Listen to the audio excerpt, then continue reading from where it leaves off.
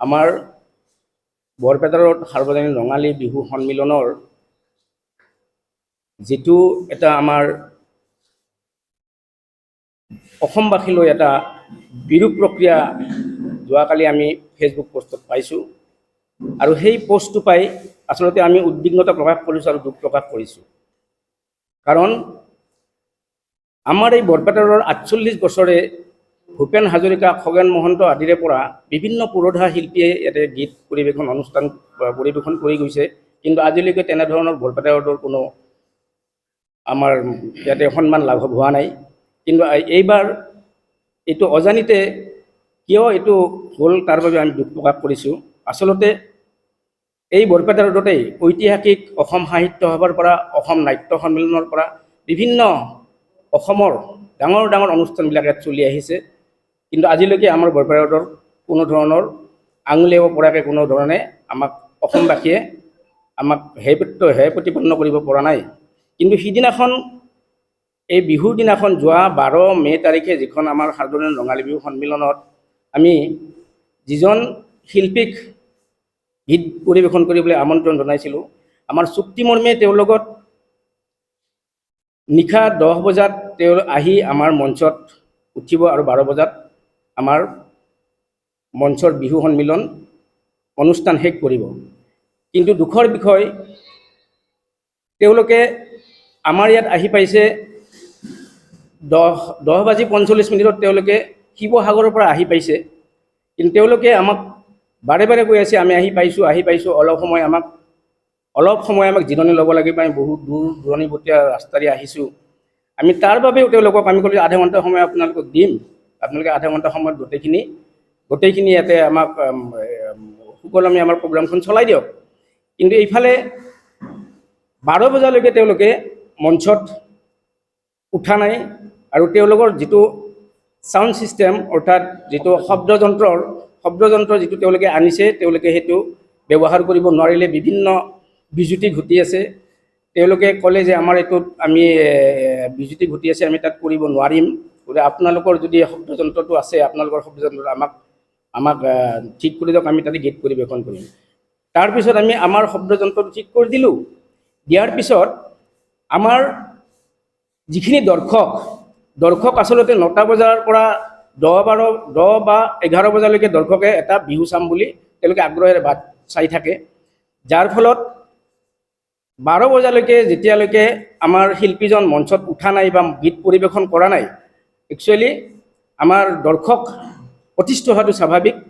অতিষ্ঠ হৈ দৰ্শকে কিছুমান কটু মন্তব্য ৰভামণ্ডপৰ পৰা কৰিছে যদিও আমাৰ সমিতিৰ এটা দায়িত্ব আছে। সমিতিৰ দায়িত্ব হ'ল যাতে কোনো ধৰণৰ অনিয়ন্ত্ৰিত পৰিস্থিতি আমাৰ ইয়াতে হ'ব নোৱাৰে, তাৰ কাৰণে আমাৰ দায়িত্ববোধটো আমি পালন কৰাৰ বাবে মঞ্চত কিছুমান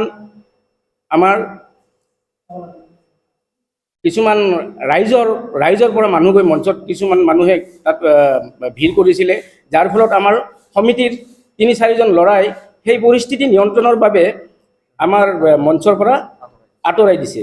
আৰু যিটো ভিডিঅ' ইয়াতে প্ৰকাশ কৰিছে, সেই ভিডিঅ'টো সম্পূৰ্ণ এটা মিছা ভিডিঅ' দিছে। সেই ভিডিঅ'টোত আচলতে আমাৰ সমিতিৰ মানুহখিনিয়ে পৰিস্থিতি নিয়ন্ত্ৰণ কৰাৰ বাবেহে তাত উঠিছিলে। তেওঁক আচলতে প্ৰটেকশ্যন দিয়াৰ কাৰণে, তেওঁক যাতে কোনো ধৰণৰ অশালীন ব্যৱহাৰ কৰিব নোৱাৰে বা বেয়া ব্যৱহাৰ কৰিব নোৱাৰে, তাৰ বাবে আমাৰ সমিতিয়ে মানুহখিনি নমাই দিছিলে। আৰু যিকেইজন মানুহ নমাই দিছিলে বা এজনক গঠিয়াই দিছিলে, সেইজন কিন্তু আমাৰ শিল্পীৰ মানুহ নহয়, আমাৰ বৰপেটাৰ দৰে ৰাইজৰ মানুহ। তেওঁ আমাৰ লগত ইয়াতে উপস্থিত আছে, সুভাষ দাস এখেত আছিলে, এখেতক গঠিয়াই দিছে। এখেত কোনো কলা কৌশলী বা শিল্পী নহয় বা বাদ্যযন্ত্ৰীও নহয়। এই ভিডিঅ'টোকে তেওঁলোকে ওলোটাকৈ অসমৰ ৰাইজক বুজাইছে যে বিহু কমিটিখনে তাত মাৰপিট কৰিছে বা বেয়া ব্যৱহাৰ কৰিছে বুলি তেওঁলোকে উত্থাপন কৰিছে। আচলতে সম্পূৰ্ণ মিছা কথা। আমি তেওঁলোকক সম্পূৰ্ণ টকা দিয়াৰ পিছতহে মঞ্চত উঠিছে।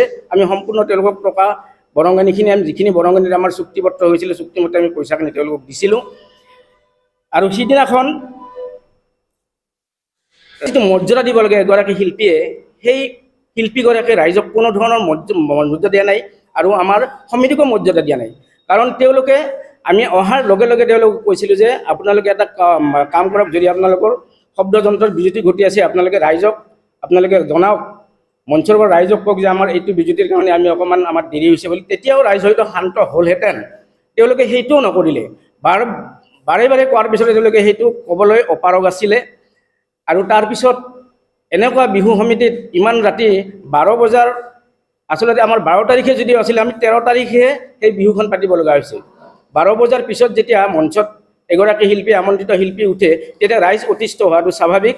আৰু কিছু ইয়াত তেনেকুৱা ধৰণৰ পৰিস্থিতি নিয়ন্ত্ৰণ কৰিবলৈ আমাৰ সমিতি দায়বদ্ধ কাৰণে আমি তাত হস্তক্ষেপ কৰিবলৈ বাধ্য হৈছিলোঁ।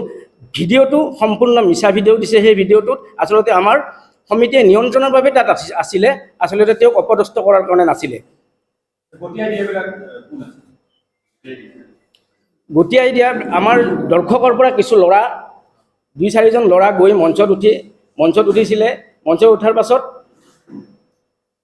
তেওঁলোকক একচুৱেলি আমি নিয়ন্ত্ৰণৰ বাবে আমাৰ কেইজনমান ল'ৰাই, সমিতিৰ ল'ৰা উঠি গৈছিলে, দুজন ল'ৰা উঠি গৈছিলে। উঠি গৈ নিয়ন্ত্ৰণ কৰাৰ বাবে তেওঁক এই মঞ্চত উঠা ল'ৰাজন যিজন আছিলে, যিজনক গতিয়াই দিছে সেইজনো আমাৰ সমিতিৰে সদস্য আছিলে। আমাৰ পিছফালে বহি আছে সুভাষ দাস বুলি, তেখেত কোনো কলাকুশলী নহয়। গতিকে এইবিলাক মিছাকৈ অসমবাসীৰ মাজত তেওঁলোকে প্ৰচাৰ কৰাটো আমি অতিকে দুখ পাইছোঁ। আৰু এনেকুৱা ধৰণৰ উঠি অহা নতুন প্ৰজন্ম শিল্পী হিচাপে তেখেতক অনুৰোধ জনাম, আমি ভৱিষ্যতে যাতে এনেকুৱা ধৰণৰ বিভিন্ন জেগাত তেওঁলোকে বিহু প্ৰগ্ৰাম কৰাৰ নামত বিভিন্ন জেগাৰ বদনাম কৰাৰ পৰা বিৰত থাকক, বিভিন্ন সমিতিক বদনাম কৰাৰ পৰা বিৰত থাকক। তেওঁলোকৰ যিটো আমাৰ শব্দযন্ত্ৰটো তেওঁলোকে 3 বজাত আবেলি 3 বজাতে তেওঁলোকে সাজু কৰিছিলে। 3 বজাৰ পৰা ঠিক কৰি আছে। 3 বজাৰ পৰা 12 বজালৈকে তেওঁলোকে শব্দযন্ত্ৰটো ঠিক কৰিব নোৱাৰিলে, ৰাতি 12 বজালৈকে নোৱাৰিলে, যাৰ ফলত আমাৰ কমিটিৰ শব্দযন্ত্ৰৰে তেওঁলোকে গীত পৰিৱেশন কৰিব লগা হৈছে। এইটো দুৰ্ভাগ্যজনক। আমি পইচা দিহে আমি এজন শিল্পীয়ে আমি আমন্ত্ৰণ কৰিছোঁ, ৰাইজে আগ্ৰহেৰে চাব আহে। ৰাইজ কিমান সময়লৈকে ধৈৰ্য ধৰিব পাৰে সেই কথাটো অসমৰ ৰাইজে বিবেচনা কৰিব। ইয়াত সমিতি আৰু বৰপেটাৰৰ ৰাইজৰ আচলতে কোনো দোষ নাই। সান্নিধ্য ভূঞাৰ আমাৰ যিটো চুক্তি আছিলে, সেই চুক্তিটো আছিলে তেখেতে 10 বজাত আহিব, 10 বজাৰ পৰা তেখেতে মঞ্চত উঠিব, 12 বজাত শেষ কৰিব। তেখেতে আহি পালে 11টা বজাত, প্ৰায় 11টা বাজিছে। শব্দযন্ত্ৰ যিখিনি আছিলে তেওঁলোকৰ বিকল্প আপোনালোকক ইতিমধ্যে তেখেতে ক'লে এটা কথা বাৰে বাৰে কৈ আছে যে 11টা বজাত আহি পোৱাৰ পিছত কৈছে যে আমাক আধা ঘণ্টা 1 ঘণ্টামান ৰেষ্ট দিয়ক, বহুত দূৰৰ পৰা আহিছোঁ। বহুত দূৰৰ পৰা যদি আহিছে, তেওঁলোকে শিৱসাগৰৰ পৰা প্ৰগ্ৰাম কৰি অহা বুলি আমাক কৈছে। কিন্তু আগতেতো আমি জনা নাছিলোঁ তেওঁলোকে শিৱসাগৰৰ পৰা আহিব নে বৰপেটাৰ পৰা আহিব। আমিতো সেইটো, আমাৰ লগত কোনো ধৰণৰ কথা নাই। তেখেতসকলে কৈ আছে বাৰে বাৰে যে ইমান দূৰৰ পৰা অহাৰ পিছত আমি প্ৰগ্ৰাম কেনেকৈ কৰিম। আপোনালোকে যদি সঁচাকৈ ইমান দূৰত প্ৰগ্ৰাম ৰাখি বৰপেটা ৰোডত আহিছে, প্ৰায় 400 কিলোমিটাৰ, আপোনালোকে বৰপেটা ৰোডত প্ৰগ্ৰামটো ৰাখিবই নালাগিছিল। কাৰণ কিয়, আপোনালোকে জানে যে শিৱসাগৰৰ পৰা বৰপেটা ৰোড আহি পালে মিনিমাম 12 পৰা 13 ঘণ্টা সময় লাগে। সেইটো বস্তু বিবেচনা কোনে কৰিব? আমাৰ কমিটিয়ে কৰিব না সান্নিধ্য ভূঞাৰ টিমে কৰিব? গতিকে তেওঁলোকৰ শব্দযন্ত্ৰ ঠিক নহ'ল। আমাৰ শব্দযন্ত্ৰ ব্যৱহাৰ কৰি তেওঁলোকে প্ৰথমে আৰম্ভ কৰিলে। আৰম্ভ কৰাৰ পিছত এটা আপোনালোকক গুৰুত্বপূৰ্ণ কথা কওঁ যে তেখেতসকলৰ যিটো শব্দযন্ত্ৰৰ যিবিলাক আপোনাৰ তাঁৰ চাৰ লগোৱা থাকে, কোনো তাঁৰ চাৰ কানেকশ্যন হোৱা নাছিল। ট্ৰেকত গানটো পাব্লিকক মানে ৰাইজক দেখুৱাৰ কাৰণে ট্ৰেকত আৰম্ভ কৰিছিল। ট্ৰেকত আৰম্ভ কৰাৰ পিছত যেতিয়া আপোনাৰ হাতবিলাক হিলাই আছে, এনেই বস্তুবিলাক কোবাই আছে, তেতিয়া আমাৰ কিছুমান ৰাইজে ক'লে এইবিলাক কি, এইটো কি? তেতিয়া সান্নিধ্য ভাই নিজে এনেকৈ নমস্কাৰ কৰিছে, ভুল হৈছে। তাৰপিছত আৰু নতুনকৈ আৰু আমাৰ কানেকশ্যনবিলাক সংযোগ কৰি তাৰপিছত তেওঁলোকে সংগীত অনুষ্ঠান আৰম্ভ কৰিছে। সংগীত অনুষ্ঠান আৰম্ভ কৰাৰ পিছত কোনো ধৰণৰ তাতে অপ্ৰীতিকৰ ঘটনা ঘটা নাই। আৰু যিখিনি তাতে ঘটনা ঘটিব বিচাৰিছিল, স্বাভাৱিকতে থাকিব পাৰে, কোনো উত্তেজিত লোক থাকিব পাৰে, সেইটো কমিটিৰ বুলি যে তেওঁলোকে প্ৰচাৰ কৰি আছে, তেওঁলোকেতো প্ৰমাণ কৰিব নোৱাৰে। কাৰণ কমিটিৰ প্ৰত্যেকৰে একোটা একোটা বেজ আছে, প্ৰত্যেকৰ বেজ আছে। যিগৰাকী ব্যক্তিসকলে মঞ্চত উঠিছিল তেওঁলোকৰতো কোনো বেজ নাছিলে। সেই বেজ নথকা ব্যক্তিসকলক আমাৰ কমিটিৰ লোকে মানে তেওঁলোকক প্ৰটেকশ্যন দিয়াৰ কাৰণে তাৰ পৰা মঞ্চৰ পৰা ধুনীয়াকৈ তেওঁলোকক ওলাই লৈ আহিছে। এইটো কমিটিৰ মানুহে ভালহে কাম কৰিছে তেওঁলোকক প্ৰটেকশ্যন দিয়াৰ কাৰণে।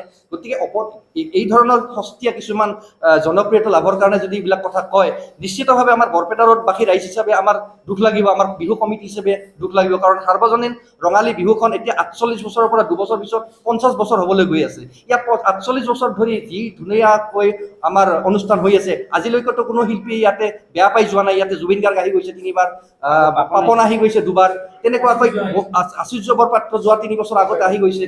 বিভিন্ন ভূপেন হাজৰিকাতো বহুবাৰ আহি গৈছে, খগেন মহন্ত ইয়াত বহুবাৰ আহি গৈছে। ইয়াতে কোনো শিল্পীয়েতো আজিলৈকে কোনো এনেধৰণৰ আচৰণৰ বলি হোৱা বুলি আমি জনা নাই বা তেখেতসকলে ক'ব নোৱাৰে কিয় এতিয়া সস্তীয়া ৰাজনীতিৰ সস্তীয়া এই যিটো জনপ্ৰিয়তাৰ কাৰণে তেখেতসকলে কিয় ফেচবুকত এইবিলাক কৈ আছে আমিতো ধৰিব পৰা নাই তেওঁলোকক আমি বেয়া পোৱা নাই উঠি অহা যুৱক উঠি অহা যিহেতু সংগীত শিল্পী তেওঁ আৰু তেখেতৰ ভাল হোৱাটো আমি বৰপেটা ৰোডবাসী হিচাপে কামনা কৰিছোঁ গতিকে অসমৰ ৰাইজক যিটো তেওঁলোকে বিৰূপ প্ৰতিক্ৰিয়া দিছে তাৰ কাৰণে আমি দুখ প্ৰকাশ কৰিছোঁ আৰু ভৱিষ্যতে যাতে কোনো অসমৰ চুকে কোণে বিভিন্ন জেগাত তেওঁ অনুষ্ঠান কৰক যাতে কোনো কমিটিক বা কোনো ঠাইত যাতে বদনাম নকৰে তাৰ কাৰণে আমি তেওঁলোকক